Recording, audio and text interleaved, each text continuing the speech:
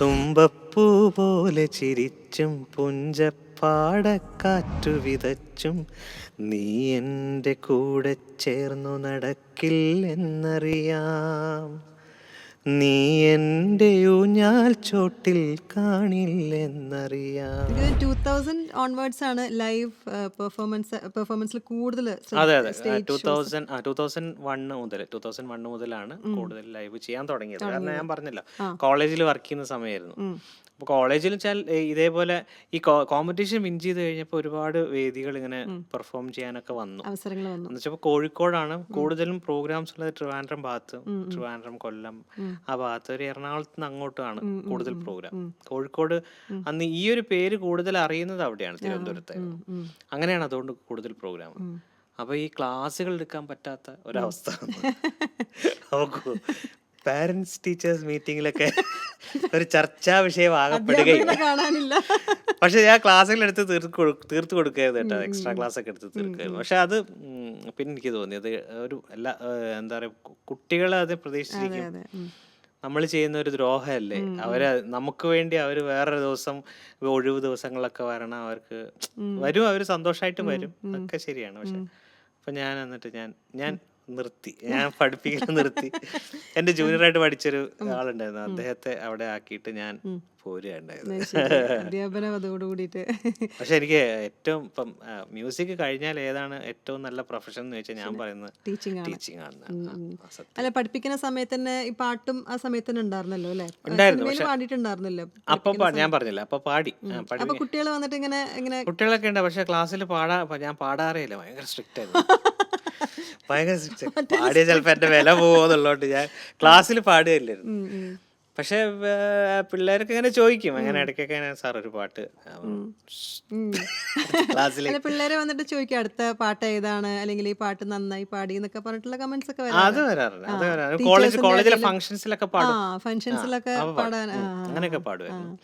പക്ഷെ പറയുന്ന പോലെ പഠിപ്പിക്കുന്ന സമയത്ത് നമുക്ക് സമയം കിട്ടില്ല. അതാണ് നമ്മൾ ഒന്നാമത് സബ്ജക്ട് അത്രയും സിലബസ് തീർക്കാനുള്ള ഞാൻ ക്ലാസ്സിൽ വരികയില്ലല്ലോ. അപ്പൊ ഉള്ള സമയം പഠിപ്പിക്കണം. അത് മാത്രമല്ല, ഞാൻ കേട്ടിട്ടുണ്ട് ടീച്ചിങ്ങുള്ള ആൾക്കാർക്ക് വോയിസിന് നല്ല അതാണ് മെയിൻ ആയിട്ട് ഞാൻ നിർത്താൻ. പാട്ട് എല്ലാത്തവർക്കും ടീച്ചിങ് ഒരു 6-7 മാസമൊക്കെ ആകുമ്പോഴേക്കും അവരുടെ വോയിസ് വോയിസിന് എല്ലാവർക്കും സ്ട്രെയിൻ ആയി തുടങ്ങും. പിന്നെ ഈ ഞാൻ പറഞ്ഞില്ല, ഈ ചോക്ക് ബോർഡാണല്ലോ, അപ്പം വലിയ ബോർഡാണല്ലോ കോളേജിലൊക്കെ, വലിയ ബോർഡാണ്, നല്ല വലുപ്പം ഉണ്ടാവും. അപ്പം നമ്മളിങ്ങനെ ഒരു തിയറൊക്കെ പ്രൂവ് ചെയ്ത് കഴിഞ്ഞാൽ അതിങ്ങനെ ഡസ്റ്റ് ചെയ്ത് കളയുമ്പോൾ ഈ പൊടി മുഴുവൻ നമ്മൾ ശ്വസിക്കണം. അതാണ് പല ടീച്ചേഴ്സിന് അലർജി ഉണ്ടാക്കുന്നത്. ഒരുപാട് പേർക്ക് അലർജിയാണ്. അപ്പം അങ്ങനെ എനിക്കും വല്ലാണ്ട് ബുദ്ധിമുട്ടുണ്ടായിട്ടുണ്ടായിരുന്നു. ചെസ്റ്റിൽ ഇങ്ങനെ ഒരു കൺജഷൻ പോലെ വരികയും പാടാൻ പറ്റാത്ത, ശബ്ദമേ ഇല്ലാതെ ആയിപ്പോയിരുന്നു കുറച്ച് കാലം, ചെവിയൊക്കെ പോയി അങ്ങനെയൊക്കെ. അപ്പൊ അങ്ങനെ ഡോക്ടർ പറഞ്ഞ് ഏതെങ്കിലും ഒന്ന് തീരുമാനിക്കുക, ഒന്നുകിൽ പാടുക അല്ലെങ്കിൽ ടീച്ച് ചെയ്യുക, അത് നിങ്ങൾ തീരുമാനിക്കുന്നത്. അങ്ങനെയാണ് കൂടുതൽ എടുത്തത്. പിന്നെ ഈ പറയുന്ന പോലെ ഒരു കമ്മിറ്റ്മെന്റ് എന്നുള്ള ഒരു സംഭവം, അത് മാത്രം ഇതൊരു ഗോഡ് ഗിഫ്റ്റഡ് ആയിട്ടുള്ള ഒരു സംഭവമാണ്. അതെ, അങ്ങനെയും കൂടെ ഒരു ചിന്തയുണ്ടല്ലോ നമുക്ക് എല്ലാവർക്കും. കലാകാരന്മാർ എല്ലാവർക്കും ആവാൻ നമുക്ക് ദൈവാനുഗ്രഹം എന്നുള്ള രീതിയിലാണല്ലോ നമ്മൾ അതിനെ കാണുന്നത്. അതാണ് നമ്മൾ എവിടെ എത്തണം അല്ലെങ്കിൽ ഏത് പോണം എന്നുള്ളത് ഡിസൈഡ് ചെയ്യണത് മുകളിൽ നിന്നാണെന്ന് പറഞ്ഞ അങ്ങനെ ഒരു വിശ്വാസം നമ്മളെ നയിക്കുന്നത് അതാണല്ലോ. അങ്ങനെ കൂടി ചിന്തിച്ചപ്പോൾ നമ്മൾ ഇങ്ങനെ കൂടുതൽ ഇതാണ് ഒരു ഭയങ്കര, നമുക്ക് പാടാൻ പറ്റാത്തൊരവസ്ഥ നമുക്ക് പലപ്പോഴും ചിന്തിക്കാൻ പറ്റില്ല. അപ്പൊ ഇത് എനിക്ക് തോന്നുന്നൊരു 1.5 മാസത്തോളം ഞാൻ പാടാൻ പറ്റാതിരുന്നിട്ടുണ്ട്. അത്രയും സ്ട്രെയിൻ ആയി പോയായിരുന്നു. ക്ലാസ് എടുക്കുന്ന വെച്ചാൽ ശബ്ദം എന്ന് പറഞ്ഞാൽ വളരെ ഇങ്ങനെ നെയ്സൽ ടോൺ, അതായത് ഭയങ്കര മൂക്കടഞ്ഞ ശബ്ദമായിരുന്നു. ഈ മൂക്കടഞ്ഞ ശബ്ദ സമയത്ത് ഏതെങ്കിലും റെക്കോർഡിംഗ് സ്റ്റുഡിയോയിൽ പോയിട്ട് പാടേണ്ട അവസ്ഥ വന്നിട്ടുണ്ടോ? പാടിയിട്ടുണ്ട്. പക്ഷെ സിനിമാ പാട്ടുകളില്ല, അങ്ങനെ പാടിയിട്ടില്ല. സിനിമ പാട്ടുകളൊക്കെ നമ്മൾ കുറച്ച് ജാഗ്രതയായിരിക്കും. ചിലപ്പോ അവര് വിളിക്കുമ്പോ നമുക്ക് എന്തെങ്കിലും അങ്ങനെ പാടിയിട്ടുണ്ട്. പക്ഷെ അങ്ങനെ അറിയാറില്ല, റെക്കോർഡിങ്ങിൽ അങ്ങനെ അറിയാറില്ല. പിന്നെ കൂടുതൽ നമ്മൾ ശ്രദ്ധിക്കും, കാരണം ഈ മൂക്കടയുമ്പോഴൊക്കെയാണല്ലോ പ്രശ്നങ്ങൾ കൂടെ. അപ്പൊ അതിന് മൂക്കടയാതിരിക്കുമ്പോ, കോൾഡ് വരുമ്പോ മൂക്കടയാതിരിക്കാൻ എന്തൊക്കെ ചെയ്യാം എന്നുള്ള ഒരു പഠനം നോക്കുകയും അങ്ങനെ ഒരു ഡോക്ടറെ അടുത്ത് നിന്ന് എനിക്ക് കിട്ടിയതാണ്. നമ്മള് മൂക്ക് കോൾഡ് വരുമ്പോ മൂക്ക് ചീറ്റരുതെന്ന് പറയും. അതെ അതെ അതെ, ഞാനും കേട്ടിട്ടുണ്ട് അത്. മൂക്കിന്ന് ഡിസ്ചാർജ് ചെയ്ത് പോവാണെങ്കിൽ പോട്ടെ, ഒരുപാട് ഫോഴ്സ്ഫുള്ളി ചെയ്യരുത് എന്നുള്ളത്. അപ്പൊ അതപ്പോ നമ്മളെ ടോണൊക്കെ മാറും എന്നാ പറയുന്നത്. അപ്പം അത് ഈവൻ ചെറിയ കുട്ടികൾക്കാണെങ്കിലും പറയാറുണ്ട് ഇങ്ങനെ ഒരു സ്ട്രോങ് ആയിട്ട് ചെയ്യാൻ പാടില്ല എന്നൊക്കെ ഉള്ളത്. അതെ അതെ അതെ. അപ്പൊ അത് ഫോളോ ചെയ്ത് നോക്കി. പക്ഷെ ആദ്യമൊക്കെ നല്ല ബുദ്ധിമുട്ടായിരുന്നു. കാരണം നല്ലോണം ഇങ്ങനെ റണ്ണിങ് നോസ് ഉള്ള സമയത്ത് നമ്മൾ അറിയാതെ ചീറ്റിപ്പോവും. പക്ഷെ അതല്ലാതെ പിടിച്ചു വെച്ച് നമ്മളിങ്ങനെ ഒരു ടവലൊക്കെ എടുത്ത് ഒപ്പി ഒപ്പി ഒപ്പി ഒപ്പി ഒപ്പി. പക്ഷെ അത് ആയി കഴിഞ്ഞപ്പം ഭയങ്കര ഇതായിരുന്നു, വ്യത്യാസമാണ്. വ്യത്യാസം വരുന്നു. അപ്പൊ കോൾഡ് ഉണ്ടെങ്കിൽ നമുക്ക് അത്ര ടോൺ ഡിഫറൻസ് അറിയാറില്ല. വളരെ ബുദ്ധിമുട്ടാണെങ്കിൽ മാത്രം, പനിയൊക്കെ ആയി കഴിഞ്ഞാൽ നമുക്ക് ശരിക്കും അറിയാം, സ്ട്രെയിൻ ഫീൽ സത്യം പറഞ്ഞ ഒരു ടിപ്പും കൂടിയാണ് പാട്ടുകാർക്ക്. ഒരുപാട് എല്ലാവർക്കും ഇത് അപ്ലിക്കബിൾ ആണോ അറിയില്ല കേട്ടോ. ചില ആളുകളുടെ ബോഡിക്ക് പൊതുവെ കേട്ടിക്കുന്നത് അങ്ങനെ നമ്മൾ വല്ലാണ്ട് ഫോഴ്സ്ഫുള്ളി ചെയ്യരുത് ചെയ്യാൻ പാടില്ല. അതേപോലെ സ്വാലോ ചെയ്യും, എങ്ങനെ ഉള്ളിൽ കൂടി എടുത്താലും കുഴപ്പമില്ല, അതും ഫോഴ്സ്ഫുള്ളി ചെയ്യാനും പാടില്ല. ചിലരിങ്ങനെ പുറകോട്ട് ഇങ്ങനെ വരണ്ടായിട്ട് ഇതാക്കുമല്ലോ, അങ്ങനെയും ചെയ്യാൻ പാടില്ല. അപ്പൊ അത് നാച്ചുറലി വരുന്നത് ഇങ്ങനെ, അപ്പൊ അതെന്ന് വെച്ചാൽ വല്ലാണ്ട് നമ്മളെ ബുദ്ധിമുട്ടിക്കുകയില്ല. അതിങ്ങനെ വന്ന് മൈൽഡായിട്ട് ഇങ്ങനെ പോകും. ഇനി എനിക്ക് തോന്നുന്നു എല്ലാവരും കേൾക്കാൻ ആഗ്രഹിക്കുന്ന കാര്യം തന്നെ നമ്മുടെ വാനമ്പാടി ചിത്ര ചേച്ചിയുമായിട്ടുള്ള ഒരു ബോണ്ടിങ്. ചേച്ചിയായിട്ട് ഞാൻ പറഞ്ഞില്ലേ, എത്ര വർഷമായി ചേച്ചിയായിട്ട്? ചേച്ചി 2006 മുതൽ ചേച്ചിയുടെ കൂടെ തന്നെ ഒരു അനിയനെ പോലെ. അപ്പൊ ചേച്ചി എവിടെന്നാണ് ആദ്യം കണ്ടത്? ചേച്ചിയെ ഞാൻ പറഞ്ഞില്ലേ എം ജയേന്ദ്രൻ സാറിന്റെ റെക്കോർഡിങ്ങിന് അവിടെ ആ ചേച്ചിയുടെ സ്റ്റുഡിയോയിലായിരുന്നു റെക്കോർഡിങ് നടന്നുകൊണ്ടിരുന്നത്. അന്ന് ചേച്ചി ഉണ്ടായിരുന്നു അവിടെ. ചേച്ചി ഇടയ്ക്ക് സ്റ്റുഡിയോയിൽ പാടാൻ വരും, അപ്പോഴൊക്കെ അപ്പൊ കാണും. ചേച്ചിയുടെ ഹസ്ബൻഡും ആയിട്ട് ചേച്ചിയുടെ ഹസ്ബൻഡ് സ്റ്റുഡിയോയിൽ എപ്പോഴും ഉണ്ടാവും, അദ്ദേഹമാണ് അത് നോക്കിക്കൊണ്ടിരുന്നത്. അപ്പോൾ വിജയൻ ചേട്ടനെ എപ്പോഴും കാണും, ഇടയ്ക്കിടയ്ക്ക് കാണും, സംസാരിക്കും. എൻ്റെ പാട്ടുകൾ ചിലപ്പോൾ ഞാൻ പാടിയ പാട്ടുകൾ ചിലപ്പോൾ കൺസോളിൽ വന്നിരുന്ന വിജയൻ ചേട്ടൻ കേൾക്കും. അങ്ങനെയൊക്കെ. അപ്പോൾ പാട്ടുകൾ ഇങ്ങനെ ഇഷ്ടം. അപ്പോൾ എന്നോട് ഇങ്ങനെ ചോദിച്ചു, ചേച്ചിയും ചോദിച്ചു, വിജയനും ചോദിച്ചു, ലൈവ് പാടാൻ താല്പര്യമുണ്ടോ, ഉണ്ടെങ്കിൽ വരാം എന്ന് പറഞ്ഞിട്ട് അങ്ങനെ ചേച്ചിയുടെ കൂടെ കൂടി. അപ്പൊ പിന്നെ അതൊരു വലിയ അനുഭവമാണ്. അപ്പൊ ചേച്ചി ഇത് കേൾക്കുന്നുണ്ടെങ്കിലും ചേച്ചിക്ക് ഇങ്ങനെ പറയുന്നത് ഇഷ്ടമല്ല, എന്നാൽ പോലും പറയാതിരിക്കാൻ പറ്റില്ല. കാരണം അത്രയും ഒരു കേൾക്കുന്നവർക്കും അത് ഭയങ്കര വലിയ സന്തോഷമായിട്ടുള്ള ഒരു കാര്യമാണ്. തീർച്ചയായിട്ടും അതൊരു നമുക്ക് അതൊരു മ്യൂസിക്കലി ആണെങ്കിലും അല്ലാതെ ആണെങ്കിലും ഒരുപാട് കാര്യങ്ങൾ പഠിക്കാനുണ്ട് ഇത്ര ആളുകളുടെ അടുത്ത്. സത്യം.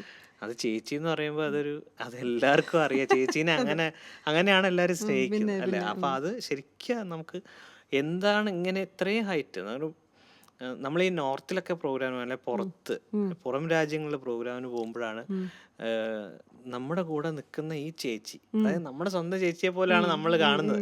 അങ്ങനെയാണ് ചേച്ചിക്ക് നമ്മളും. പക്ഷെ അവിടെ എത്തുമ്പോഴും ചേച്ചി ഇത്രയും വലിയൊരാളുടെ കൂടെയാണ് നമ്മൾ നിൽക്കുന്നത് എന്നുള്ള ഒരു അറിവ് നമുക്ക് ഇടയ്ക്കിടയ്ക്ക് ദൈവം തരുന്നത്. അത്രയും വലിയൊരാള് ഇത്രയും ഡൗൺ ടു എർത്ത് ആയിട്ട് നിൽക്കുന്നത് അത് നമ്മൾ പഠിക്കേണ്ടത് തന്നെ. ആ ഒരു ബാലൻസിങ് ഉണ്ടല്ലോ, അത് പഠിക്കേണ്ടത് തന്നെയാണ്. അത് ഇതേ പറഞ്ഞ പോലെ എല്ലാവർക്കും കിട്ടുന്ന ഭാഗ്യമല്ല. സത്യമായിട്ടും.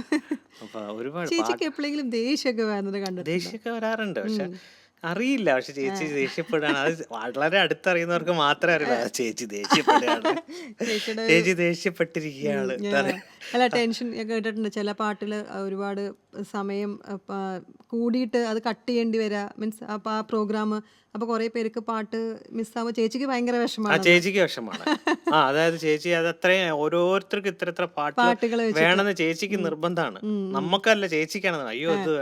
അയ്യോ നിഷാന്റെ ഒരു പാട്ട് പോയി, അയ്യോ രൂപയുടെ ഒരു പാട്ട് പോയി, അല്ലെങ്കിൽ അനാമികയുടെ ഒരു പാട്ട് പോയി എന്ന് പറയും. ചേച്ചിക്കാണ് അതൊരു വിഷമം. അപ്പൊ അത് കട്ട് ചെയ്ത് കഴിഞ്ഞ് ആ സമയത്ത് കഴിഞ്ഞ് പിന്നെ ചേച്ചി പിന്നെ നോക്കും, അയ്യോ ഇത്രയും പാടിയുള്ളോ എന്നൊക്കെ, അയ്യോ എന്നൊക്കെ. അത് കുഴപ്പമില്ല. പക്ഷെ അങ്ങനെയല്ല, എല്ലാവർക്കും ഡിസ്ട്രിബ്യൂട്ട്. ഇപ്പൊ വേറൊരു സിംഗർ പുതിയത് വന്നാലും നമ്മൾ സ്ഥിരമായിട്ട് പോകുന്നതല്ലാതെ വേറൊരാൾ വന്നാലും അദ്ദേഹത്തിനെ അക്കോമഡേറ്റ് ചെയ്യാൻ ചേച്ചി വളരെ ശ്രമിക്കും. അപ്പൊ അതെല്ലാം നമ്മൾ മനസ്സിലാക്കേണ്ട ഓരോ കാര്യങ്ങൾ. അതൊക്കെ ഓരോ മ്യൂസീഷ്യനും അല്ലെങ്കിൽ ഒരു ആർട്ടിസ്റ്റിന് എന്തെല്ലാം ചിന്തകളാണ് മനസ്സിലൂടെ പോവാന്നുള്ളത്. അപ്പൊ അവരുടെയൊക്കെ മാനസികാവസ്ഥ വിലയിരുത്തിക്കൊണ്ട് മനസ്സിലാക്കിക്കൊണ്ട് പെരുമാറുക എന്ന് പറയുന്നത് അതൊരു വലിയ കാര്യമാണ്. 2014 പാടിയ ഒരു പോപ്പുലർ ആയിട്ടുള്ള ഒരു സോങ് ഉണ്ട്, തുമ്പപ്പൂ പോലെ എന്നുള്ള പാട്ട്. അത് ഒരു ആൽബം ആയിരുന്നു. അതിലൊരു 10 പാട്ടോളം ഉണ്ടായിരുന്നു. അത് മ്യൂസിക് ചെയ്ത് വിശ്വജിത്ത്, സുജേഷ് ഹരി എന്ന് പറയുന്ന റൈറ്റർ. അദ്ദേഹത്തിന് ആ പാട്ട് രണ്ടാമത് സിനിമയിൽ വന്നപ്പോൾ അതിന് സ്റ്റേറ്റ് അവാർഡ് കിട്ടി സുജേഷിന്.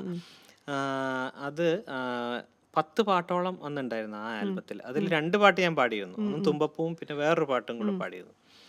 അപ്പോൾ അതിൽ അന്ന് പാടിയ പാട്ട് അത് തുമ്പപ്പൂ, അത് ഞാൻ പറഞ്ഞല്ലേ സോഷ്യൽ മീഡിയ ഒന്നും അന്ന് അങ്ങനെ അത്ര ആക്റ്റീവ് അല്ല. ആയിട്ടില്ല. ആകെ യൂട്യൂബ് മാത്രമേ ഉള്ളൂ. യൂട്യൂബിൽ ഇടും, കണ്ടന്റ് ഇടും എന്നല്ലാണ്ട് അത് നമ്മൾ കേൾക്കാനൊക്കെ വളരെ ബുദ്ധിമുട്ടാണ്. അന്ന് ഇന്റർനെറ്റിലൊക്കെ എല്ലാവരുടെ കയ്യിലും ഫോണും ഫോണൊന്നുമില്ല. ഇല്ലല്ലോ. ഇന്റർനെറ്റൊക്കെ നമ്മൾ സ്മാർട്ട് കഫേലൊക്കെ ഫോൺ ഇല്ലാത്ത കാലഘട്ടം. അതെ കഫേലൊക്കെ പോയിരുന്ന് കേൾക്കണം, അങ്ങനെയല്ല.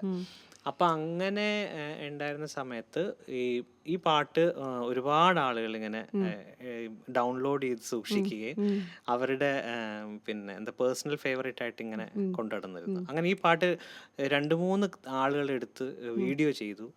അങ്ങനെയൊക്കെ നോക്കുമ്പോൾ ഈ പാട്ട് വളരെ പോപ്പുലറാണ്. പല ആളുകൾ, അതായത് ഒരുപാട് അതിന്റെ കോൺസെപ്റ്റ് എന്ന് പറയുന്നത് നിരാശാ കാമുകരാണ് അത് മൊത്തം. അപ്പൊ അത് ഒന്നുകൂടെ ട്രെൻഡിങ്ങിലോട്ട് പോകും. അപ്പൊ അങ്ങനെയുള്ള രണ്ടും കേട്ടോ, രണ്ട് ഇത് കോമൺ ആയിട്ടാണ്. സ്ത്രീക്കും പുരുഷനും അങ്ങനെ ചിന്തിക്കാവുന്ന ഒരു പാട്ടാണ്.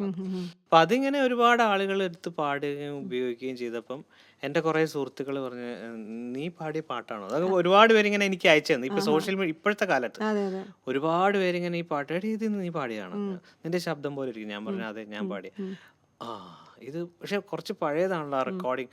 ഞാൻ പറഞ്ഞാൽ കുറച്ച് പഴയതാണ്, നിങ്ങൾക്ക് ഒന്നുകൂടി രണ്ടാമത് ചെയ്തുകൂടെ? ഞാൻ പറഞ്ഞാൽ ചെയ്യാം എന്ന് പറഞ്ഞു. അങ്ങനെ ഞാൻ രണ്ടാമത് ഒന്നുകൂടി ചെയ്തു. എൻ്റെ ചാനലിൽ ഇട്ടിട്ടുണ്ട് ആ പാട്ട് തുമ്പപ്പൂ. അത് തന്നെ ഒരുപാട് വ്യൂ, അതായത് ഇപ്പൊ ഒരു 3.1 മില്യണോളം കാരണം അതിപ്പോ ഒന്നുകൂടെ പാടുമ്പോ അതിന് റീൽസ് ആയിട്ടും ഷോർട്സ് ആയിട്ടും ഇങ്ങനെ ഒരുപാട് ആൾക്കാർ ഉപയോഗിക്കുന്നുണ്ടല്ലോ, വാട്സ്ആപ്പ് സ്റ്റാറ്റസ് ആയിട്ടും. അതെ അതെ. അപ്പൊ ആ പാട്ടിന്റെ വരികൾക്ക് പ്രത്യേകിച്ച് അതിന് റൊമാൻറ്റിക് ഫീൽ ഉള്ള പോലത്തെ ഒരു പാട്ടായോണ്ട് റൊമാൻറ്റിക് നഷ്ടപ്രണയാണ്, തേപ്പ് തേപ്പ് അതൊക്കെയാണ്. അപ്പൊ അതിന്റെ അടിയിൽ എന്റെ ചാനലിൽ ഞാൻ നോക്കുമ്പോൾ കാണാം ഒരുപാട് കമന്റ്സ് അങ്ങനെയാണ് വന്നിരിക്കുന്നത്. നീ എന്നെ വിട്ടിട്ട് പോയില്ലേ, അല്ലെങ്കിൽ നീ അങ്ങനെ അല്ലെങ്കിലും ഇങ്ങനെയാണ് പെണ്ണുങ്ങൾ, അല്ലെങ്കിൽ ഇങ്ങനെയാണ് ആണുങ്ങൾ എന്ന് പറഞ്ഞാൽ അങ്ങനത്തെ കുറെ കമന്റ്സ് ആണ്. ഓരോരുത്തരുടെ പേഴ്സണൽ ഫേവറേറ്റ് അല്ലെങ്കിൽ പേഴ്സണൽ ലൈഫിലേക്ക് ഒരു പാട്ട് എത്തുക എന്ന് പറയുമ്പോൾ അതിന്റെ ഒരു ശബ്ദമാകാൻ കഴിയുക എന്ന് പറയുന്നത് ഒരു വലിയ സന്തോഷമാണ് നമുക്ക്. വലിയ സന്തോഷം തന്നെ. അപ്പോൾ അങ്ങനെയാണ് ആ പാട്ട് സംഭവിച്ചത്. 2014 പാടിയൊരു പാട്ട് ഇപ്പോഴും ആൾക്കാർ കേൾക്കുന്നത്. നമുക്ക് ഒന്നുകൂടെ പിന്നെ തുമ്പപ്പൂ പോലെ ചിരിച്ചും പുഞ്ചപ്പാടക്കാറ്റു വിതച്ചും നീ എൻ്റെ കൂടെ ചേർന്നു നടക്കില്ലെന്നറിയാം, നീ എൻ്റെ ഊഞ്ഞാൽ ചോട്ടിൽ കാണില്ലെന്നറിയാം,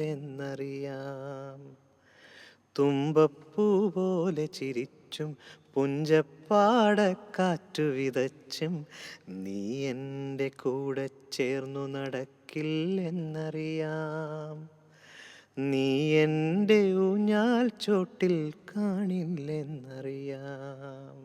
അങ്ങനെ ഒരു പാട്ട്. എനിക്ക് തോന്നുന്നു ഇനിയിപ്പോ കേൾക്കാത്ത ബാക്കിയുള്ള ആരെങ്കിലും ഉണ്ടെങ്കിൽ പിന്നെ ആ പാട്ട് ഒന്നുകൂടെ പോയിട്ട് പ്ലേലിസ്റ്റ്. ഉറപ്പായിട്ടും നിങ്ങളാണ് ആ പാട്ട് പാട്ടാക്കിയത്. നിങ്ങൾ ഇനി കൂടുതൽ ആളുകളിലേക്ക് എത്തിച്ചിരിക്കും.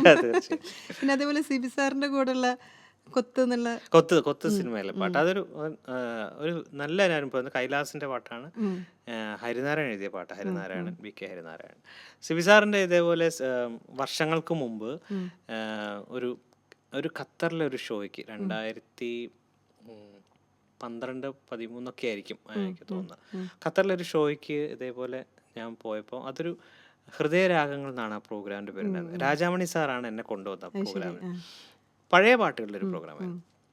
അപ്പം അവിടെ SD കോളേജ്, ആലപ്പുഴ SD കോളേജിന്റെ ഒരു അലുമിനി ആയിട്ട് ബന്ധപ്പെട്ട് അവിടുത്തെ കുറെ സുഹൃത്തുക്കൾ കൂടിയപ്പം അങ്ങനെ അതിന്റെ ഭാഗമായിട്ടാണ് ആദ്യം ആ പ്രോഗ്രാം തുടങ്ങിയത്. ഇന്നതൊരു സീരീസ് ആയിട്ട് എല്ലാ വർഷവും ചെയ്യുന്നുണ്ട്. ഹൃദയരാഗങ്ങൾ എന്ന് പറയുന്നത് ചന്ദ്രമോഹൻ പിള്ള എന്ന് പറയുന്നത് ആ ചേട്ടനാണ് അത് ചെയ്തത്. ആ ചേട്ടൻ രാജാമണി സാറും ഒക്കെ ഭയങ്കര തിക്ക് ഫ്രണ്ട്സ് ആയിരുന്നു. അപ്പം എനിക്ക് തോന്നുന്നു സിബി സാർ SD കോളേജിൽ പഠിച്ചതാന്ന് തോന്നുന്നു. സാറും ഉണ്ടായിരുന്നു ആ ഫംഗ്ഷൻ. അങ്ങനെ ഞാൻ ലൈവ് പാടി കഴിഞ്ഞ് ഇങ്ങനെ സാറ് പ്രോഗ്രാം കഴിഞ്ഞപ്പോൾ സാറിനോട് ചോദിച്ചു ഇങ്ങനെ നമ്മൾ ഇപ്പോഴാണ് പരിചയപ്പെടുന്നത് സാർ, വളരെ സന്തോഷം, സിനിമയിൽ പാടണ്ടേ എന്നൊക്കെ ചെയ്യുന്നുണ്ട്, നമുക്കൊരു പാട്ട് പാടണം എന്ന് പറഞ്ഞു. ഞാൻ പറഞ്ഞ വളരെ സന്തോഷം സാർ, പാടാം. അന്ന് സാർ ആ പറഞ്ഞത്, സാർ ഓരോ പ്രാവശ്യം അദ്ദേഹത്തിന്റെ ഒരു പടത്തിൽ ഞാൻ അതിനുശേഷം പാടി, പക്ഷെ ആ പാട്ട് സിനിമയിൽ ഉണ്ടായില്ല. അതായത് വയലിൻ എന്ന് പറഞ്ഞ മൂവിയിൽ ബിജി ബാലേട്ടന്റെ ഒരു പാട്ട്, കാണാക്കൊമ്പിൽ പൂവിൽ തങ്ങും വെള്ളിപ്പൂമ്പാറ്റേ എൻ്റെ നെഞ്ചിൽ തത്തി കണ്ണിൽ തത്തി പാറിപ്പോവല്ലേ. ഞാനും എലിസബത്ത് രാജു കൂടെ പാടിയൊരു പാട്ട്. അത് സിനിമയിൽ അത് ഷൂട്ട് ചെയ്തില്ല ആ പാട്ട്. ഓ ശരി. ഇപ്പൊ കാസറ്റ്സ് ആ ഉണ്ട്, സി ഡിയിലുണ്ട് ആ പാട്ട്. ഇപ്പൊ യൂട്യൂബിലൊക്കെ നോക്കിയാൽ കാണാം. വയലിൻ എന്നാണ് മൂവിയുടെ പേര്. ആസിഫ് അലിയുടെ പാട്ടാണ്. ആസിഫ് അലിയാണ് നായകൻ. അപ്പം അത് അപ്പൊ സാറ് അത് നടന്നില്ലല്ലോ. പിന്നീട് വർഷങ്ങൾക്ക് ശേഷം സാർ ഈ കൊത്ത് എന്ന് പറഞ്ഞ സിനിമയിൽ വന്നപ്പോൾ അതിൽ ഈ ഒരു പാട്ട് എനിക്ക് തന്നു. അത് കൈലാസും കൈലാസാണ് എന്നെ പാട്ട് പാടാനായിട്ട് വിളിക്കുന്നത്, കൈലാസ് മേനോൻ. അത് അത് കുറെ പേര് കേട്ടിട്ടുണ്ട്. തേൻ തുള്ളി പോലെ നീ പൊഴിയും വാക്കിലോ ഞാൻ കണ്ടു ലോകം കണ്ണിറയെ കൗതുകം, മുകൾ ചിത്രമായി നീ എൻ മനസ്സിൻ വാതിലിൽ ചുരുൾ നീർത്തി നിന്നു പിന്നെങ്ങോ മാഞ്ഞു പോയി, ദിനമോരോ കിനാവാകെ തേടി നിൻമുഖം. ഇങ്ങനെയാണ് പാട്ട്. ഈ സംഗീതം ലൈഫിൽ എത്രമാത്രം ഇൻഫ്ലുവൻസ് ചെയ്തിട്ടുണ്ട്? സംഗീതം ശരിക്കും പറഞ്ഞാൽ ശരിക്കും ഇപ്പം ഞാൻ പറയുന്നത് പണ്ട് അത്രയും സീരിയസ് ആയിട്ട് എടുത്തിട്ടില്ല സംഗീതത്തിന്. കാരണം ഈ പറയുന്ന പോലെ അക്കാഡമിക് കൂടുതൽ നമ്മൾ പഠിച്ചിട്ട് എന്തെങ്കിലും ആവണം എന്നൊക്കെയുള്ള ഒരു രീതിയിലാണ് എല്ലാം. അങ്ങനെയാണല്ലോ എല്ലാവരും നമ്മൾ. അപ്പൊ സംഗീതം എന്നുള്ളത് അന്നത്തെ കാലത്ത് ഒരു പ്രധാന വിഷയമായിട്ടല്ല പ്രൊഫഷനായിട്ട് എടുക്കുന്ന ഒരു ചിന്താഗതി അന്നില്ല. അതുകൊണ്ട് ഇപ്പൊ ഞാൻ ചിലപ്പോഴൊക്കെ ഇങ്ങനെ ആലോചിക്കുമ്പോ അയ്യോ ഞാൻ ഇത്തിരി വൈകിപ്പോയോ. പിന്നെ ചിലർ നമ്മൾ പറയല്ലോ, കോമൺ ഡയലോഗ് ഉണ്ട്, എല്ലാത്തിനും അതിൻ്റെതായ സമയമുണ്ടെന്ന് പറയുന്നത്. അതേപോലെ ചിന്തിക്കുമ്പോ ഓക്കെയാണ്, നമ്മളെ സമയം ഇതായിരിക്കും, നമുക്കൊരു തിരിച്ചറിവ് ഉണ്ടാകുന്ന സമയം. അപ്പൊ ഞാൻ എന്താ പറയുക, 2001 മുതൽ ഈ കോമ്പറ്റീഷൻ വിൻ ചെയ്യുമ്പോഴാണ് എനിക്ക് എന്തോ ഉണ്ട് എന്നുള്ളത് ഞാൻ മനസ്സിലായത്. അപ്പോൾ അങ്ങനെ അല്ലെങ്കിൽ അതായിരിക്കും എൻ്റെ നിയോഗം എന്നുള്ളത് അങ്ങനെ അവിടെ മുതലേ ഞാൻ ചിന്തിക്കുന്നുള്ളൂ. അപ്പോൾ അവിടെ മുതലാണ് ശരിക്കും സീരിയസ് ആവുന്നത്. അപ്പം അവിടെ നിന്ന് ശരിക്കും മ്യൂസിക് സ്വാധീനിച്ചിട്ടുണ്ട് തന്നെ. അതായത് ലൈഫിലെ തന്നെ നമ്മളെ പ്രധാന പല ഘട്ടങ്ങളിലും മ്യൂസിക് ഇല്ലായിരുന്നെങ്കിൽ നമ്മൾ ചിലപ്പം ആ പതറിപ്പോകുന്ന ഒരുപാട് ഘട്ടങ്ങളുണ്ടാവും. ആ ഘട്ടങ്ങൾ ഉണ്ടാവും, ഉറപ്പായിട്ടും ഉണ്ടാവും. അത് മ്യൂസിക് കൊണ്ടും ഉണ്ടാവും, അല്ലാതെ ഉണ്ടാവും. പക്ഷെ ഇതിനൊക്കെ മ്യൂസിക് തന്നെ ഹീൽ ചെയ്യും. അതെ അതെ. ആ ഒരു സമയത്ത് നമുക്ക് എന്തെങ്കിലും ഒരു പാട്ട് കേട്ടാലോ അല്ലെങ്കിൽ പാട്ട് കേട്ടാൽ മതി, അല്ലെങ്കിൽ നമുക്ക് കുറച്ച് പ്രാക്ടീസ് ചെയ്താൽ മതി. നമ്മൾ എന്തെങ്കിലും ഒന്ന് പാടുകയൊക്കെ ചെയ്ത് നമുക്ക് അതിലൊരു ആനന്ദം ഉണ്ടല്ലോ. അതൊരു മ്യൂസിക് തെറാപ്പി തന്നെ ഉണ്ടല്ലോ. അതെ, അത് എത്രയോ വർഷം മുമ്പേ ഉണ്ട്. ചില രാഗങ്ങൾ കേട്ടാൽ നമുക്ക് ബ്ലഡ് പ്രഷർ കുറയുന്നൊക്കെ പറയുന്നത് അങ്ങനത്തെ ഒക്കെ. അപ്പൊ അത് ശരിക്കും പ്രാക്ടിക്കലി അത് വളരെ സത്യമാണ്. കാരണം ഇപ്പൊ പ്രഗ്നൻസിയിൽ തന്നെ ഇപ്പൊ ലേബർ റൂമിലൊക്കെ ശരിക്കും പറഞ്ഞാൽ മ്യൂസിക് ഇട്ടിട്ടാണ് ഇപ്പൊ എല്ലാം. അത് ആ പെയിന് കുറയ്ക്കാനും അതാണ് മ്യൂസിക് തെറാപ്പി ഒരുപാട് പേര് ഇൻഫ്ലുവൻസ് ചെയ്തിട്ടുണ്ട്. അതെ, ചേച്ചിയുടെ ഒരു അനുഭവം ഉണ്ട്. ചിത്രേച്ചിയുടെ പാട്ട് ഏതാന്ന് കൃത്യമായിട്ട് എനിക്ക് ഓർമ്മയില്ല. രാജഹംസമാണോ അതോ ഒവ്വൊരു പൂക്കളുമാണോ എന്ന് എനിക്കറിയില്ല. ഏതോ ഒരു പാട്ട്, ഈ 2 പാട്ടുകളിൽ ഏതോ ഒന്ന്. അത് കേട്ടിട്ട് ഒരാൾ ആത്മഹത്യ ചെയ്യാൻ പോയ ഒരാൾ തിരിച്ചു വന്നിട്ടുണ്ട്. തിരിച്ചു വന്ന് വന്ന ആൾ, അത് പറയാൻ കാരണം വെച്ചാൽ ആ വന്ന ആള് ഞങ്ങള് UK അവിടെ എവിടെയോ ആയിരുന്നു അയാള്. ഞങ്ങളൊരു പ്രോഗ്രാമിന് പോയപ്പോ അദ്ദേഹം വന്നു ആ പ്രോഗ്രാം കാണാനായിട്ട്. അതായത് സൂയിസൈഡ് ചെയ്യാൻ പോയ ആളാണ്. ഈ പാട്ട് കേട്ടിട്ട് തിരിച്ചു വന്നു. എന്നിട്ട് അവസാനം ചേച്ചിയെ കാണാമെന്ന ആഗ്രഹമാണ് അദ്ദേഹത്തിന്. അങ്ങനെ പ്രോഗ്രാമിന് അദ്ദേഹം വന്നു, ചേച്ചിയെ കണ്ടു. അപ്പൊ ഞങ്ങളിങ്ങനെ പ്രോഗ്രാം കഴിഞ്ഞ് നിൽക്കുമ്പോൾ ചേച്ചിയുടെ കാലിൽ വന്ന് വീണ് കരഞ്ഞൊക്കെ അദ്ദേഹം പോയി. നമുക്ക് കാര്യം എന്തെന്ന് മനസ്സിലായി. എല്ലാം കഴിഞ്ഞ് ചേച്ചി പറയുന്നത് ഇതാണ് സംഭവം എന്ന് പറയുന്നത്. അപ്പൊ അതെ അതെ. അപ്പൊ ആ മ്യൂസിക്കിന്റെ ഒരു പവർ, അതിലെ വരികളൊക്കെ ആയിരിക്കാം, എന്നാൽ പോലും ആ വരികളെ ആ മ്യൂസിക്കിലൂടെ കടന്നു പോകുമ്പോ നമുക്ക് എന്തൊക്കെയോ സംഭവിക്കുന്നുണ്ട്. അത് നമ്മുടെ അത് പറയാൻ പറ്റാത്തൊരു. അങ്ങനെ ഒരാളെ നമുക്ക് ഹീൽ ചെയ്യാൻ പറ്റുക പറഞ്ഞാൽ നമ്മള് പിന്നെ നമ്മുടെ ജന്മം പിന്നെ സഫലമായി നമ്മൾ പാട്ട് കൊണ്ട് അങ്ങനെ ഒരുപാട്. ഇപ്പൊ ഈ തുമ്പപ്പൂ എന്നുള്ള പാട്ട് പലപ്പോഴും പല ആൾക്കാർ അതിൽ വെക്കുന്ന കമന്റുകൾ, അയക്കുന്ന കമന്റുകൾ കാണുമ്പോഴാണ് നമ്മൾ മനസ്സിലാക്കുന്നത് അതാണ് നമ്മള് സത്യമായിട്ട് നമ്മൾ വിചാരിക്കുന്നില്ല. പാടുമ്പോ നമ്മള് ചിന്തിക്കുന്നേ ഇല്ല ഇങ്ങനെ ഒരു സംഭവം ഇങ്ങനത്തെ മേഖലകളിൽ ചെന്ന് തട്ടും. അതെ. അപ്പൊ അത് ഒരു എന്താ പറയുക, അത് നമുക്ക് ആർക്കും അറിയാത്തൊരു മാജിക് അതിൽ സംഭവിക്കുന്നുണ്ട്. അപ്പൊ അതുപോലെ തന്നെ നമ്മളെ ഹീൽ ചെയ്യുന്നുണ്ട് മ്യൂസിക്. അപ്പൊ ഇൻഫ്ലുവൻസ് ചെയ്യാന്ന് പറഞ്ഞാൽ നമ്മള് മ്യൂസിക് മാജിക് ഒളിഞ്ഞു കിടക്കുന്നുണ്ട്. ഉറപ്പായിട്ടുണ്ട്. അത് തേടിയുള്ള യാത്രയിലാണ് ഉറപ്പായിട്ടുണ്ട്. പക്ഷെ നമുക്കത് എന്താന്ന് പറയാ മനസ്സിലാവില്ല. അപ്പൊ അതിന് ഒരു ഉദാഹരണം എന്ന് പറഞ്ഞാൽ നമ്മൾ ആശിച്ച് ചെയ്യുന്ന പല പാട്ടുകളും ഉണ്ടാവും. അത് നമ്മളിങ്ങനെ ഇപ്പൊ നമ്മളെ പ്രൊഡക്ഷൻസ് ഒക്കെ പലതും നമ്മൾ ഇത് ഭയങ്കര ഹിറ്റാവും എന്നൊക്കെ വിചാരിച്ച് ചെയ്യുന്ന, അല്ലെങ്കിൽ സിനിമയിൽ തന്നെയും അതെ അതെ ഹിറ്റാവും എന്ന് വിചാരിക്കുന്ന പല പാട്ടുകളായിരിക്കില്ല അതെ ഹിറ്റാവുന്നത്, സത്യം സത്യം. അല്ലാത്ത ചില പാട്ടുകളായിരിക്കും. അപ്പൊ അതിലെന്താ സംഭവിക്കുന്നത് നമുക്കറിയില്ല. അതെ അതെ അതെ. എന്താണ്, ഏത് ചിലപ്പോ എലമെന്റ് നമ്മള് ആണ് ഒട്ടും പ്രതീക്ഷിക്കാതെ പോയി വന്ന പാട്ടായിരിക്കും ജനങ്ങൾ രണ്ട് കൈ നീട്ടി സ്വീകരിക്കുന്നത്. സ്വീകരിക്കുന്നത്. അങ്ങനെ ഉണ്ടായിട്ടുണ്ട്. അതിൽ എന്തൊരു മാജിക് ഒളിഞ്ഞു കിടക്കുന്നുണ്ട്. അപ്പൊ ഈ മ്യൂസിക് ഭയങ്കരമായിട്ട് നമ്മളെ ലൈഫിലെ പല ഘട്ടങ്ങളിലും ഘട്ടങ്ങളിലല്ല ഭയങ്കരമായിട്ട് ഇൻഫ്ലുവൻസ്, നമ്മുടെ ജീവിതചര്യ തന്നെ ചിലപ്പോൾ അതിലേക്ക് നമ്മൾ മ്യൂസിക്കിന് വേണ്ടി ജീവിക്കുമ്പോൾ, ഇപ്പം ഫോർ എക്സാമ്പിൾ പറയുകയാണെങ്കിൽ നമ്മൾ പല കാര്യങ്ങളും ത്യജിക്കുകയല്ല, അതിപ്പോ നമ്മളത് ത്യജിക്കുന്നു എന്ന് പറയരുത്. അതിന് സത്യം പറഞ്ഞാൽ അതൊരു സന്തോഷമാണ്. സന്തോഷമാണ്. ഇഷ്ടപ്പെട്ട കാര്യങ്ങൾ നമ്മൾ ഒഴിവാക്കുന്നത് മ്യൂസിക്കിന് വേണ്ടി എന്ന് പറയുമല്ലോ അതെ ചിലപ്പോൾ. അതെ അതെ അതെ. പക്ഷെ അത് ഇഷ്ടപ്പെട്ടത് ഒഴിവാക്കുകയല്ല, അതാണ് നമ്മുടെ ഈ മ്യൂസിക് ആണല്ലോ നമ്മുടെ ഏറ്റവും വലിയ ഇഷ്ടം. അപ്പൊ അതിനു വേണ്ടിയല്ല, അപ്പൊ അതൊരു സന്തോഷമായിട്ട് എപ്പോഴും നമ്മള് കാണും. ഇപ്പം നമ്മളിപ്പോ എത്ര പാട്ട് പാടി എന്നുള്ളതല്ലല്ലോ അല്ലെ നമുക്ക് അത് വരാവുന്നത് എപ്പോഴാണെങ്കിലും നമുക്ക് നമ്മളെ തേടി എത്തും. തീർച്ചയായിട്ടും അങ്ങനെയാണല്ലോ. നമ്മള് എപ്പോഴും അത് അങ്ങനെയാണ് ഞാൻ ചിന്തിക്കാറ്. അപ്പൊ നമ്മള് പാടിയ പാട്ടുകൾ വേറെ ആൾക്കാർ പാടുമ്പോൾ വിഷമമുണ്ട്, അങ്ങനെ അങ്ങനെ വേറെ ആൾക്കാർ പാടിയ പാട്ട് ഞാൻ പാടിയിട്ടുണ്ട്, അതെ അതെ അതെ. അങ്ങനെ തിരിച്ചും സംഭവിച്ചിട്ടുണ്ട്. പക്ഷെ അത് ഞാൻ അറിഞ്ഞിട്ടില്ല കേട്ടോ, ഞാൻ അറിയാതെയാണ് പാടി കഴിഞ്ഞിട്ട് ചിലപ്പോൾ പാട്ട് ഇറങ്ങിയ ശേഷമൊക്കെ ആയിരിക്കും അറിയുന്നത്. അപ്പൊ അങ്ങനെയൊക്കെ സംഭവിച്ചിട്ടുണ്ട്. ഉണ്ട് അങ്ങനെ ഉണ്ടായിട്ടുണ്ട്. അതേപോലെ തിരിച്ചും ഉണ്ടായിട്ടുണ്ട്. ഞാൻ പാടിയ പാട്ട് വേറെ ആൾ പാടിയിട്ടുണ്ട്. പക്ഷെ അതൊന്നും നമുക്ക് ഒരു സങ്കടമല്ല. അതായത് നമുക്ക് വിധിച്ചത് നമുക്ക് അവിടെ ഉണ്ടാവും. ആര് വിചാരിച്ചാലും അത് ഒന്നും ചെയ്യാൻ പറ്റില്ല. അപ്പൊ അങ്ങനെ വിജയിക്കും. പ്രപഞ്ച സത്യമാണ്. തീർച്ചയായിട്ടും. അപ്പൊ നമ്മളെ നിലനിർത്തുന്നതും അതിനൊരു കാരണം ഉണ്ടാവും, ഉറപ്പായിട്ടും ഉണ്ടാവും. നമ്മൾ അതിലേക്ക് വെയിറ്റ് ചെയ്യാന്നുള്ളത് മാത്രമാണ്. അത്രേ ഉള്ളൂ. ഫാമിലിയെ കുറിച്ച് പറയൂ. ഫാമിലി, അച്ഛനമ്മ, അനിയത്തി. അനിയത്തി നല്ലൊരു പാട്ടുകാരിയാണ്, സിംഗറാണ്, അതെല്ലാവർക്കും അറിയാം. പിന്നെ വൈഫിന്റെ പേര് സവിജ, നേരത്തെ പറഞ്ഞല്ലോ. 2 ആൺകുട്ടികളാണ് എനിക്ക്. മൂത്ത ആളുടെ പേര് ആദിത്യ, രണ്ടാമത്തെ പേര് അയാൻ. എങ്ങനെയാണ് പാട്ടിലൊക്കെ? മൂത്ത ആള് പിയാനോ വായിക്കും, കുറച്ച് പാടുകയും ചെയ്യും. അവൻ പിയാനോ അച്ഛന്റെ പാതയിലൂടെ. ഇളയ ആൾക്ക് പാടാൻ ഇഷ്ടമാണ്, പാട്ട് പഠിച്ചു തുടങ്ങി. അങ്ങനെ വൈഫ് സവിജ നല്ലൊരു ഡാൻസറാണ്. അപ്പൊ ഒരു വീട്ടില് ഡാൻസർ, പാട്ട്, ഓർക്കസ്ട്ര എല്ലാം ഉണ്ട്. എല്ലാം ഉണ്ട്. അപ്പൊ എല്ലാം എന്താ പറയാ, സവിജ ഏറ്റവും നല്ല രീതിയിൽ എന്നെ സപ്പോർട്ട് ചെയ്യുന്നതുകൊണ്ട് ഇതിങ്ങനെ പോകും. നിങ്ങളുടെ ലവ് മാരേജ് ആയിരുന്നല്ലോ, വേറൊരു എപ്പിസോഡ് പറയാം. അതെനിക്കതിന് ഈ എപ്പിസോഡിൽ തീരില്ല, അത് വേറെ അതിനടുത്ത എപ്പിസോഡില്. പക്ഷെ അത് സ്റ്റാർട്ടിങ്ങിൽ തുടങ്ങിയാൽ മതിയായിരുന്നു. അതൊരു ജസ്റ്റ് ബ്രീഫ്. എവിടുന്നാ കണ്ടത് ഇപ്പൊ പാട്ട്? ഞങ്ങള് ഒരു പ്രോഗ്രാമിലാണ് കണ്ടുപിട്ടുന്നത്, ഒരു ടൂറിലാണ്. അതായത് ഒരു മിഡിൽ ഈസ്റ്റിൽ മൊത്തമായിട്ടൊരു 1.5 months ഒരു ടൂർ ഉണ്ടായിരുന്നു. അപ്പൊ അതില് ഒരു ക്ലാസിക്കൽ ഫ്യൂഷൻ ഡാൻസിന്റെ ഒരു ഗ്രൂപ്പില് സവിജയ ഉണ്ടായിരുന്നു.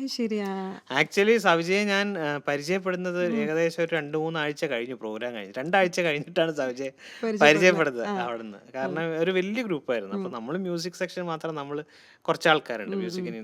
അത് എൻ്റെ ഒരു മ്യൂസിക് ഡയറക്ടറുണ്ട്. അങ്ങനെ മ്യൂസിക്കുമായിട്ട് ബന്ധപ്പെട്ട ആൾക്കാരുമായിട്ട് നമ്മളിങ്ങനെ സെയിം ഗ്രൂപ്പിൽ തന്നെയല്ലേ ഡാൻസിന്റെ ആയിട്ട്? അതെ അതെ അതെ. പക്ഷെ അവര് അപ്പൊ കണ്ടിട്ടില്ല വെച്ചാൽ 5-6-7 പേരുണ്ടായിരുന്നു. അപ്പൊ നമ്മൾ അധികം അങ്ങനെ അവരുടെ അടുത്തേക്ക്, അവരൊരു പെൺകുട്ടികൾ മാത്രമായിട്ടുള്ള അവരുടെ ടീച്ചറും ഉണ്ട് കൂടെ. അപ്പൊ അവരിങ്ങനെ വേറെ തന്നെ ഒരു ഗ്രൂപ്പായിട്ട് അവര് നിൽക്കുകയാണ്. അപ്പൊ അവര് വളരെ സേഫ് ആയിട്ട് പ്രൊട്ടക്റ്റഡ് ആയിട്ട്. അപ്പൊ നമ്മളും വല്ല വെറുതെ അവിടെ പോയി. അപ്പൊ അങ്ങനെ പകുതി വെച്ചാണ് പരിചയപ്പെടുന്നത്. 2 ആഴ്ച കഴിഞ്ഞിട്ടാണ് പിന്നെ കാണുന്നത്, ശരിക്കും പരിചയപ്പെടുന്നത്. അങ്ങനെയല്ല, ഞാനൊന്ന് കല്യാണമൊക്കെ നോക്കിക്കൊണ്ടിരിക്കുന്ന സമയമായിരുന്നു. കറക്റ്റ് സമയം. പക്ഷെ ഒരു 3-4 ഇങ്ങനെ പെണ്ണ് കാണൽ ചടങ്ങൊക്കെ കഴിഞ്ഞ് എനിക്ക് നിരാശയുണ്ട്. പക്ഷെ ഇതേപോലെ അതൊരു എനിക്ക് പറ്റുന്ന പരിപാടിയല്ല എന്ന് ഞാൻ മനസ്സിലാക്കി. ഞാൻ അമ്മയോട് പറഞ്ഞു, എനിക്ക് പെണ്ണ് കാണൽ നടക്കില്ല. ഇങ്ങനെ വേണമായിരുന്നു, എന്റെ വൈഫും പാട്ട് പാടുന്ന ആളായിരിക്കണം. അങ്ങനെ ഞാൻ ചിന്തിച്ചിട്ടേ ഇല്ല. അന്നും അല്ല, അങ്ങനെ ഞാൻ ചിന്തിച്ചിട്ടേ ഇല്ല. ഒരു ഡിമാൻഡ് അല്ലെങ്കിൽ കലയെ സ്നേഹിക്കുന്ന കുട്ടി വേണമെന്നുണ്ടാവും. അതുണ്ട്. അത് പക്ഷെ എന്നാലും അങ്ങനെ ഞാൻ ബോധപൂർവം ചിന്തിച്ചിട്ടില്ല.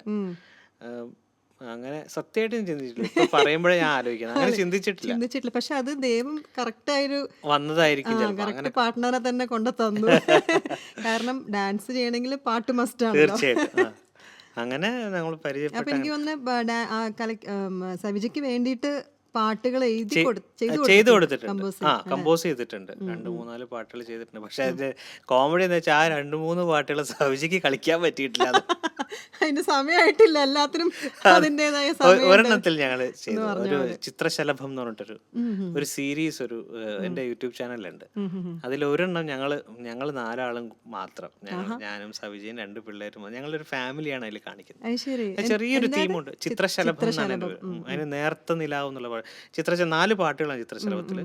അതിലിപ്പോ 2 പാട്ട് ഇറങ്ങി, ഇനി 2 പാട്ടും കൂടെ ഇറങ്ങാനുണ്ട്. അപ്പൊ അതില് ഒരു പാട്ട്, ഫസ്റ്റ് ഇറങ്ങിയ പാട്ട് നേർത്ത നിലാവിന്റെ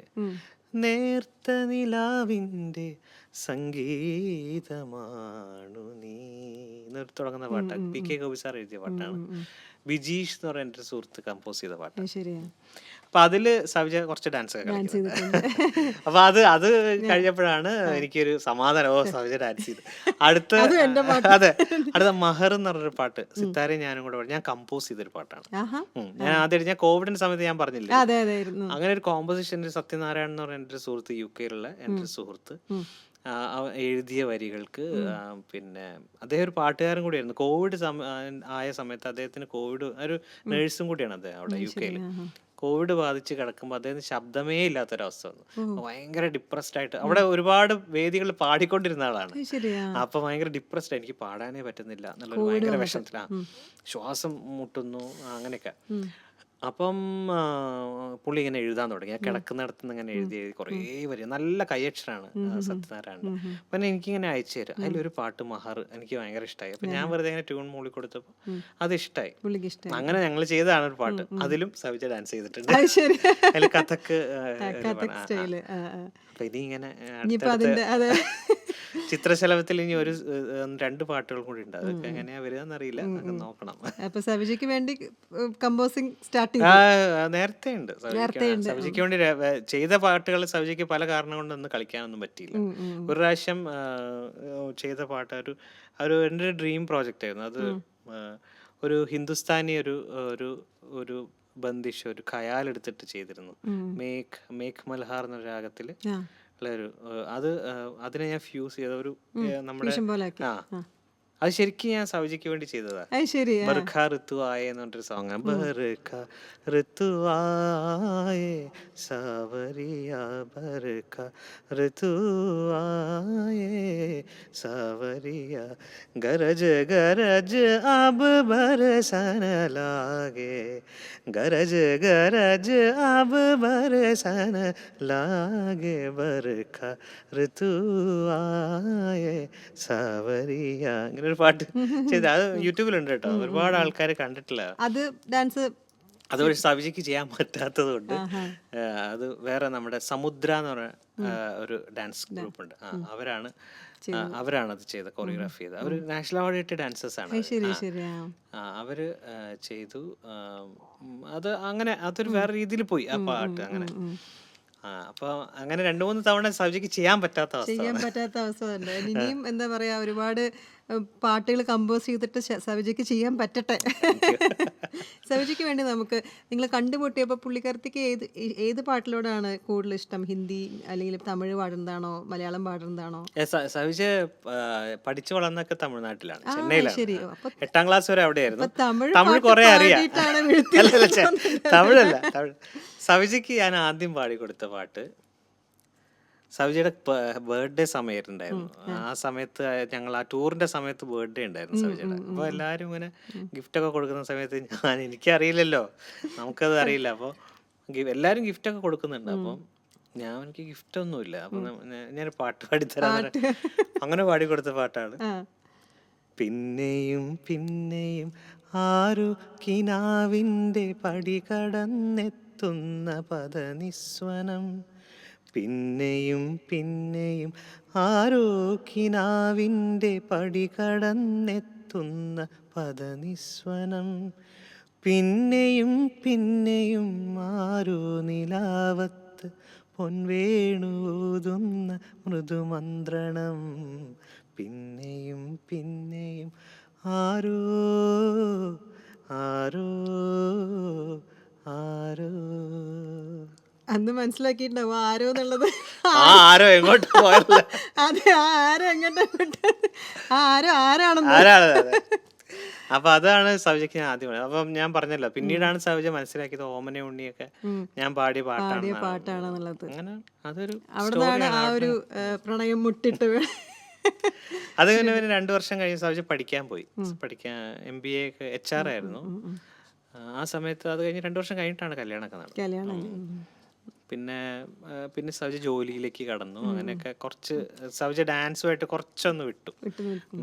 പിന്നീട് തിരിച്ചു വന്നു ഡാൻസിലേക്ക്. തിരിച്ച് back to Back track to lake track. എത്തി. ഇപ്പൊ ഞങ്ങൾ അടുത്തടുത്ത് ഓരോന്ന് ചെയ്തുകൊണ്ടിരിക്കുകയാണ്, ചെയ്തുകൊണ്ടിരിക്കുകയാണ്. മോട്ടിവേറ്റ് ചെയ്തോണ്ടിരിക്കുകയാണ്.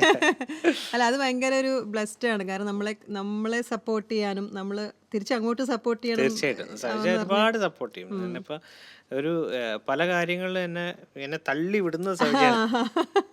അത് ശരി. അച്ഛനും അമ്മയും നമ്മളെ അത്രയും സപ്പോർട്ട് ചെയ്താണ് ഇവിടം വരെ എത്തിച്ചത്. പിന്നെ ഒരാള് വേണമല്ലോ അവരുടെ ഡെഫിനറ്റ്ലി കൂടെ. നമ്മുടെ അതെ അപ്പം പുതിയ എന്താ പറയാ തലമുറയുടെ ഒരു പൾസ് അറിയുന്നതും ഒക്കെ അങ്ങനെ ഉണ്ടല്ലോ. അപ്പൊ അച്ഛനമ്മ എന്ന് പറയുന്ന അവര് അന്നത്തെ കാലഘട്ടത്തിലുള്ള കാര്യങ്ങളെ അവർക്ക് പറഞ്ഞു തരാൻ തരാൻ പറ്റുള്ളൂ. പറ്റുള്ളൂ.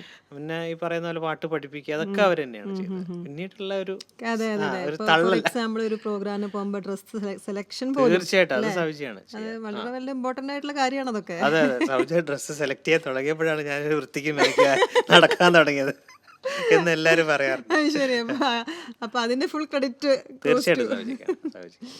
എന്തായാലും ഒത്തിരി ഒത്തിരി സന്തോഷം ചേട്ടാ. കാരണം ഒരുപാട് എനിക്ക് തോന്നുന്നു ഫാമിലിയെ കുറിച്ചും പാട്ടിനെ കുറിച്ചും എല്ലാത്തിനും ചിത്രചേച്ചിനെ കുറിച്ചും ഒക്കെ അറിയാൻ സാധിച്ചു. ഇനി ഒരുപാട് നല്ല നല്ല പാട്ടുകൾ പാടാൻ ദൈവം അനുഗ്രഹിക്കട്ടെ. Thank you Meenakshi, thank you so much. Thank you MC digital. ഇങ്ങനെ ഒരു സ്പേസിൽ എന്നെ കൊണ്ടിരുത്തിയതിൽ ഒരുപാട് സന്തോഷം. Thank you so much.